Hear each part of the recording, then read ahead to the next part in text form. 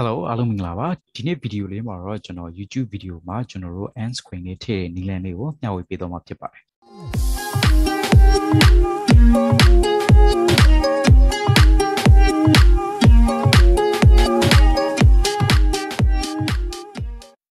ဒီနေ့ဗီဒီယိုလေးမှာတော့ကျွန်တော်တို့ YouTube video ranking တွေအတွက်ကိုအရန်ရေးပါတယ်ကျွန်တော်တို့ YouTube tabs အကြောင်းလေးကိုမျှဝေပေးသွားမှာဖြစ်ပါတယ်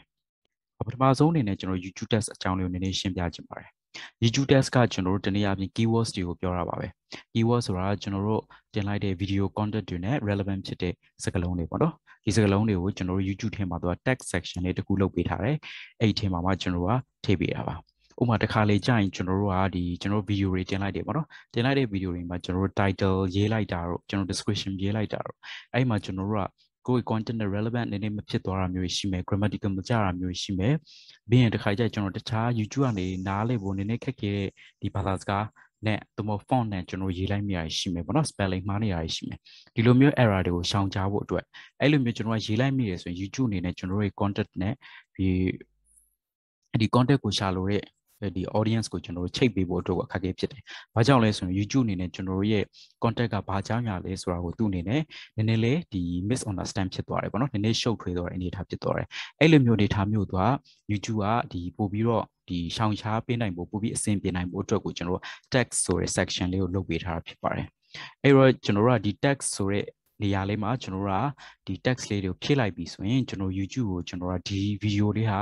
ဘာကြောင့်ရလဲလို့ပြောပြထားတာဖြစ်တယ်အဲ့တော့ဒီနေ့အပြင်ဒီ keywords လေးကိုထည့်ထားတယ် SEO ပုံစံမျိုးပေါ့နော်သူက keywords လေးကိုထည့်ထားလိုက်တယ်အဲ့တော့ဒီ keywords လေးနဲ့လူတွေကကျွန်တော်တို့ရှာတဲ့အခါမှာYouTube ကိုကျွန်တော်တို့ကဒီ keywords တွေကိုကျွန်တော်အသိပေးထားဖြစ်တဲ့အတွက်ကြောင့်ဒါနဲ့ relevant ဖြစ်တယ်ဆိုရင် YouTube ကကျွန်တော်တို့ရဲ့ video ကိုပြပေးမှာဖြစ်တယ်ဒီနေ့အပြင်ကျွန်တော်တို့ကကျွန်တော်တို့ရဲ့ video ranking ကိုကောင်းအောင်ကျွန်တော်တို့ရဲ့ SEO ကိုကောင်းအောင် test တွေဖြည့်ပေးခြင်းအပြင်ကျွန်တော်တို့ ranking ပိုင်းအတွက်အများကြီးထောက်ကူပြုပေးနိုင်တယ်။အဲအားကြောင့်မို့လို့ကျွန်တော်တို့ကဒီလူတွေကျွန်တော်တို့ရဲ့ content တွေကိုအလွယ်တကူမြင်ရတယ်။လူတွေပို့ပြီးတော့မြင်ရတာများလာလေ YouTube သဘောတရားရဲ့ကျွန်တော်တို့ကပို့ပြီးတော့ SEO ပိုင်းပိုကောင်းလာလေ ranking ပိုင်းပိုတက်လာလေဖြစ်တယ်။ဆိုတော့ဒီ YouTube ရဲ့ algorithm အရလဲဒီ test တွေကိုဒီအသုံးပြုရတာဖြစ်ပါတယ်။အဲတော့ကျွန်တော်တို့က YouTube ကို SEO ကောင်းဖို့အတွက်အနေထားဆိုရင်တော့ test ကိုကျွန်တော်ခြံရည်လို့မရပါဘူး။ဒီတော့ကျွန်တော်တို့ test အကြောင်းလေးကိုကျွန်တော်ရှင်းပြပေးပြီဆိုတော့ကျွန်တော်တို့ဒီ YouTube studio လေးကိုသွားပြီးတော့မှကျွန်တော်တို့ဒီ text ကိုဘယ်လိုထည့်မလဲ text ကိုကျွန်တော်တို့ထည့်နေရမှာလဲပထမဆုံးအနေနဲ့ကျွန်တော် research လုပ်ဖို့လိုပါတယ်အဲ့တော့ပထမဆုံးကျွန်တော်တို့ရဲ့ဒီ YouTube text တွေကိုဘယ်လို research လုပ်ပြီးတော့မှကျွန်တော်တို့ဒီ text section ထဲမှာဘယ်လိုဖြစ်မလဲဆိုတာကိုညှဝေပေးတော့ပါမယ်အဲ့တော့ကျွန်တော်နဲ့အတူ tutorial လေးကိုလိုက်ပြီးတော့ကြည့်လိုက်အောင်ပါအဲ့တော့ text ထွေးဖို့အတွက်ကိုကျွန်တော် YouTube studio တွေကိုသွားမယ်ပေါ့နော် YouTube studio တွေကိုသွားပြီးတော့မှကျွန်တော်ဒီ content ဆိုတဲ့နေရာလေးကိုဝင်ပါမယ် context ဆိုတဲ့နေရာလေးကိုသွားမယ်သွားပြီးရင်ကျွန်တော်ဒီ video လေးမှာကျွန်တော်ဒီဘေးက edit button လေးကိုနှိပ်လိုက်မယ်ပေါ့နော် edit အဲ့ဒီမှာကျွန်တော်တို့ဒါဆိုရင်ကျွန်တော်တို့ကပထမဆုံးတင်ထားတဲ့ဟာလေးပေါ့တင်ထားတဲ့ title တွေ description တွေရေးပြီးသားဟာတွေရှိမယ် thumbnail လုပ်ထားတဲ့ဟာတွေရှိမယ်ဒါပေမဲ့ကျွန်တော်တို့တစ်ခုလိုနေရပါလဲဆိုတော့ကျွန်တော်ရဲ့အောက်မှာ text ဆိုတဲ့ဟာလေးလုပ်နေတာဖြစ်ပါတယ်အဲ့တော့ text ကိုကျွန်တော်တို့ကဒီကိုအဆင်ပြေဟာလေးကိုရွေးပြီးတော့ထည့်လို့ရတယ်ဒါပေမဲ့ဒီ text အတွက်ကိုကျွန်တော်တို့ကတခြားသောဒီနည်းပညာပိုင်းတွေကိုကျွန်တော်အသုံးချလို့ရတဲ့အရာတွေအများကြီးရှိတယ်အဲ့တော့ကျွန်တော်ဘယ်လိုလုပ်မလဲဆိုတော့ဒီ video နဲ့ပတ်သက်တဲ့ relevant ဖြစ်နိုင်တဲ့ keywords တွေကိုကျွန်တော် research လုပ်မှာဖြစ်တယ်အဲ့အတွက်ကိုကျွန်တော် Google ဆီကိုသွားပြီးတော့မှ YouTube text generator ဆိုတဲ့ဟာလေးကိုသွားမှာဖြစ်ပါတယ်အဲ့တော့ဒီထဲမှာကျွန်တော်တို့ YouTube text generator ဆိုရင်မှာပထမဆုံးဒီ YouTube text generator တွေအများကြီးရှိရပါတော့ဒီကျွန်တော်ကတော့ဒီ website လေးတွေမှာသုံးရအဆင်ပြေတဲ့အတွက်ကြောင့် YouTube text generator ဆိုတဲ့ဟာလေးကိုသွားပြီးတော့အဲ့ website တွေကိုဝင်ပါမယ်အဲ့တော့သူက simple ဖြစ်တယ်သုံးရတာအဲ့တော့ကျွန်တော်တို့ video လေးရဲ့ဒီ title လေးကိုဒီမှာရိုက်ထည့်လိုက်မယ်ပေါ့နော်ဆိုတော့ကျွန်တော်တို့ video ရဲ့ title လေးကပါလဲဆိုတော့ how to create short leads ဒီဟာဖြစ်တယ်အဲ့တော့ဒီဟာလေးကိုကျွန်တော် copy ကူးလိုက်မှာဖြစ်ပါတယ် okay ဒီတော့ဒီမှာကျွန်တော် paste လုပ်လိုက်မယ်ပေါ့နော်ပြီးတော့ generate text ဆိုတဲ့ဟာလေးခလုတ်လေးကိုနှိပ်လိုက်ပါမယ် အဲ့ဒါဆိုရင်တော့ကျွန်တော်တို့ဒီအောက်မှာပေါ့နော်ဒီ video လေးနဲ့ဒီ title နဲ့ relevant ဖြစ်နိုင်တဲ့ text တွေကြာလာပါတယ်ပေါ့နော် relevant ဖြစ်နိုင်တဲ့ text တွေတော်တော်လေးကြာလာတယ်အဲ့ဒါဆိုရင်ကျွန်တော်တို့ဒီဂျာလေးဒါလေးကို research လုပ်ကြည့်မယ်ပေါ့နော်ဒီမှာဆိုရင် how to create a Facebook shop page step by step ဒါလေးဆိုရင်လည်းဟိုကျွန်တော်တို့ရဲ့ video အတွက်ကိုဒါ keywords တွေကဒီ customer တွေကျွန်တော်တို့ရဲ့ audience တွေရှာနိုင်တဲ့စကားလုံးတွေဖြစ်တယ်ပေါ့နော် how Facebook shop setter new Facebook shops how to set up a shop on Facebook ဆိုတော့ဒီ keywords တွေအကုန်လုံးကကျွန်တော်တို့များတယ်လို့ထင်တယ်ဆိုရင်လည်းကျွန်တော်ဒီထက်ကကိုအတွက်နည်းနည်း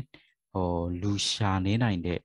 ဒီကျွန်တော်တို့စကားလုံးလေးတွေပေါ့နော်စကားစုလေးတွေကို keywords လေးကိုကျွန်တော်တို့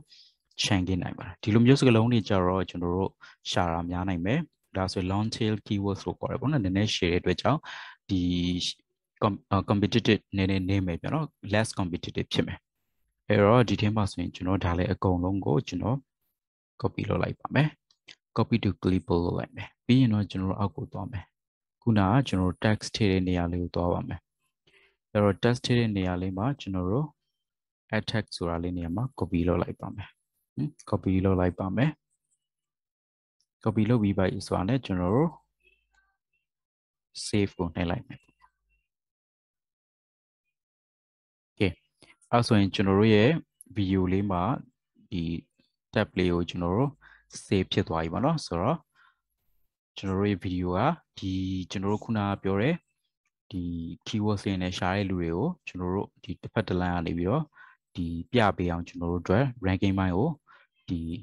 ထောက်ကူပေးသွားမှာပေါ့နော်အဲ့တော့ဒီထဲမှာပါကျွန်တော်ခုနကကျွန်တော်တို့ရဲ့ကိုယ်ပိုင် keywords လေးထည့်ခြင်းလည်းရတယ်เนาะ test တွေထည့်ခြင်းလို့ရတယ်ဒါကတော့ကျွန်တော် keywords generate လုပ်တဲ့နည်းနဲ့ထည့်လို့ရတဲ့ဟာလေးပြပြတာဒါကတော့အချိန်လည်းတိတ်မစားဘူးပေါ့နော်ဟိုမှာကိုယ့်ကိုရိုက်ထည့်နေမယ်ဆိုရင်ကျွန်တော်အချိန်ကုန်မယ်အချိန်နည်းနည်းယူရမယ်စဉ်းစားနေရမယ်ပေါ့ဒါဆိုရင် relevant ဖြစ်နိုင်ဆုံး keywords တွေကိုတခါလေးကျွန်တော်က generate လုပ်ပြီးထည့်လိုက်ရုံပဲပေါ့နော်ပြီးတော့မှကျွန်တော်လိုအပ်တဲ့ဟာလေးပေါ့ဟိုမှာကျွန်တော်ရဲ့ဒီကိုယ်ပိုင် channel ရဲ့ title လေးကိုလည်းကျွန်တော်ထည့်ခြင်းနဲ့ဒါကတော့ဒီကျွန်တော်သိပြီးသားဖြစ်ဖြစ်ကျွန်တော်အနေနဲ့လူသိပြီးသားလူတွေကိုကျွန်တော်တို့ဒီ promotion ဆင်းတဲ့အခါသိအောင်လုပ်တဲ့အခါပဲဖြစ်ဖြစ်ပေါ့နော်ကျွန်တော်ကို like ရှာတဲ့အခါလူတူရှာတွေ့အောင်ဆိုပြီးတော့ကျွန်တော်ရဲ့ channel name ကိုထည့်ထားမှာဖြစ်ပါတယ်အဲ့တော့ဒီလိုမျိုးရိုက်ထည့်ပြီးတော့မှ enter colon tag ဖြစ်သွားတယ်ပေါ့နော်အားလေးကိုလည်းသိဖို့လိုပါတယ်ဆိုတော့ဒီ Facebook marketing ဆိုတာကိုလည်းထည့်မယ် digital marketing e-commerce ဒါလေးတွေပေါ့နော်ဒီလိုမျိုးရိုက်ထည့်ပြီးတော့မှ enter ခေါက်ပါမယ် enter ခေါက်လိုက်ပြီဆိုရင်သူကတက်စကစုလေးဖြစ်သွားတယ်ပေါ့နော်ဆိုတော့ဒီစကစုလေးက YouTube ကိုကျွန်တော်တို့လှမ်းပြီးတော့ဒီ YouTube နဲ့ကျွန်တော်တို့ချိတ်ဆက်ထားတဲ့စကလုံးတွေပေါ့ YouTube ကိုဒီ video ရဲ့အကြောင်းအရာတွေဘာတွေဆိုတာကိုပြောထားတဲ့သဘောမျိုးတွေဖြစ်တယ်ပေါ့နော်အဲ့တော့ဒါလေးတွေကိုကျွန်တော်ဖြည့်ပြီးတော့ပါပြီအဲ့တော့တခုရှိရနော်ဒီမှာ YouTube ဒီ keyword ရဲ့ length ကကျွန်တော်တို့က900ပဲရှိရမယ်ဒီမှာဆိုရင်ကျွန်တော်စကလုံးတစ်လုံးပို့သွားပြီဖြစ်တဲ့ကြောင့်ကျွန်တော်ဒီထဲမှာတက်နိုင်ဆုံးဒီစကလုံးကိုဖြုတ်လိုက်မယ်ပေါ့နော်နည်းနည်းနေတယ်ဒီစကလုံး939အဲ့တော့ကျန်တဲ့ဟာလေးတွေကျွန်တော်ဖြုတ်အောင်ပါအဲ့တော့ဒါလေးဖြုတ်လိုက်မယ်ဟိုမှာလေးပြန်ဖြုတ်လိုက်မယ်အဲ့တော့ဒါလေးပြန်ဖြုတ်လိုက်မယ်ဆိုတော့ခုနကကျွန်တော်လှုပ်ထားတဲ့ဟာကတော့ကျွန်တော်တို့490ဆိုတော့သူတက်မှတ်ထားတဲ့ list နဲ့ညီဆုံးပဲပေါ့နော်ဒီဟာလေးကိုလည်းကျွန်တော်တတိထားပဲဖို့လိုပါတယ်နော်အဲ့တော့ခုနကတော့ကျွန်တော်ဟို text ကိုကိုယ့်ကိုရိုက်ထည့်ရင်ဘယ်လိုလုပ်ရမလဲဆိုတာလေးကိုကြားပြသွားတာဖြစ်တယ်အဲ့တော့အဲ့ဒီစကားလုံးကိုရိုက်ထည့်ပြီး enter ကိုခောက်ထည့်ရမှာဖြစ်ပါတယ်နော်အဲ့တော့အလွယ်ဆုံးနည်းကတော့ကျွန်တော်တို့ generator ကိုသွားပြီးတော့မှ generate လုပ်ပြီးတော့မှထည့်တာဖြစ်ပါတယ်ဒီလိုပဲကျွန်တော်တို့ YouTube text generator ရှိရပေါ့နော်ကျွန်တော်တို့ဒီ Premiere ပတ်စံပေးပြီးတော့ဒီ generator တွေဝေပြီးတော့လည်းကျွန်တော်လုပ်လို့ရတယ်အဲ့ကောင်တွေဆိုရင်တော့ပို့ပြီးတော့ဒီ text research quality ပိုကောင်းတယ်ပေါ့နော် unlimited quality နဲ့ကျွန်တော်တို့ယူလို့ရတယ်ပေါ့အဲ့ဆိုရင်ဒီ video လေးမှာတော့ကျွန်တော်တို့ YouTube မှာကျွန်တော်တို့ text ဘယ်လိုထည့်မလဲဆိုတဲ့အကြောင်းအရာလေးကိုမျှဝေပေးရတာဖြစ်ပါတယ်